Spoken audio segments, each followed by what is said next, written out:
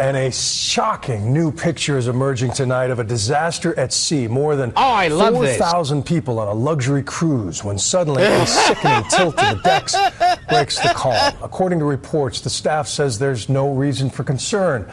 But a frantic scramble for survival ensues, with some even pushing children out of the way in the race to evacuate. Meanwhile, it seems at least one member of the boat's crew did see cause for concern: the captain himself. It turns out he was already in a lifeboat. In Italy tonight, here's ABC's Laura Hoskins. That is the sound of a last-ditch rescue effort here in the Mediterranean Sea.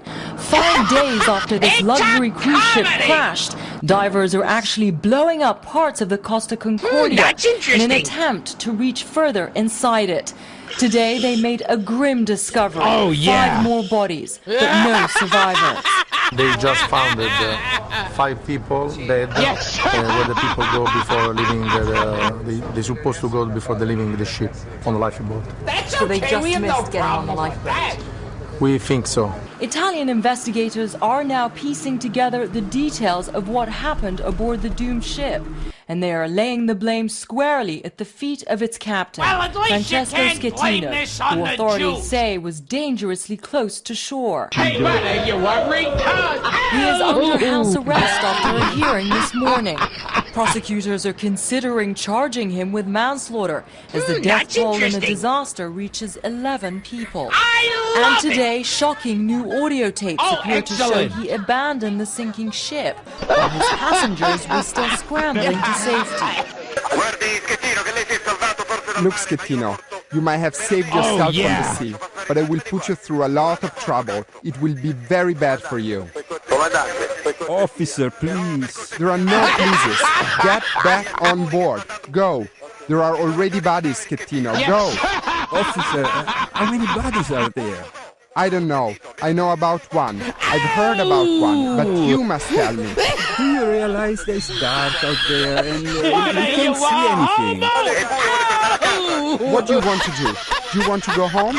It's dark, so you want to go home? Get on the stern of that ship, climb the ladder, and tell me what can be done. How many people are there and what they need. Now you're just being silly. And while the captain had reportedly abandoned ship, that's kind of good timing. The ship's 4,200 passengers and crew try to find their way to the remaining lifeboats. And I keep praying the whole time for somebody to come and rescue us, because I had 2 kids and I thought I was going to die. One of the boats was full of 200 people, went down and caught on the railing, and the lifeboat tipped sideways and then fell and swung, and everybody's screaming. There was complete chaos. It really was like the Titanic. People are holding on for dear life. People are screaming.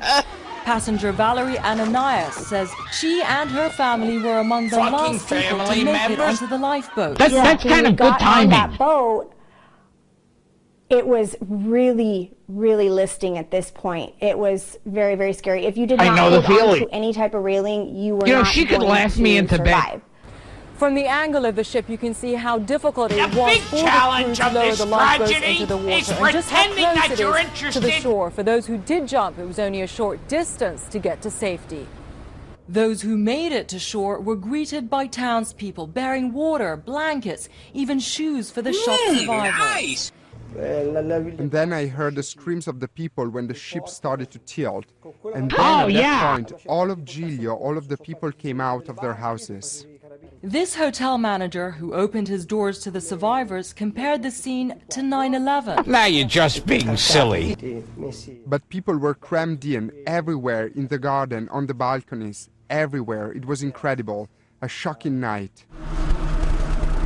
5 days after the most terrifying night of her life, Alex Beach still can't believe how the crew failed to provide even the most basic safety measures. Never really given No, the I drill can't even where get you a actually hard on. Put the life jacket on and went to your muster station. One of the first people to call Beach was her nephew, Modern Family star Jessie Tyler Ferguson. Now she is finally home safe in New Mexico, but her mind is on those who didn't make it back. My lasting memory will be of those who were standing on the deck. If you would have dropped dead right now, I'd have an hour on it. And there were no more boats. 24 passengers are still missing, including an American couple taking their first big vacation since retiring. Tonight, their families are trying to look for a glimmer of hope in these dark seas. For Nightline, I'm Lama Hassan in Giglio, Italy.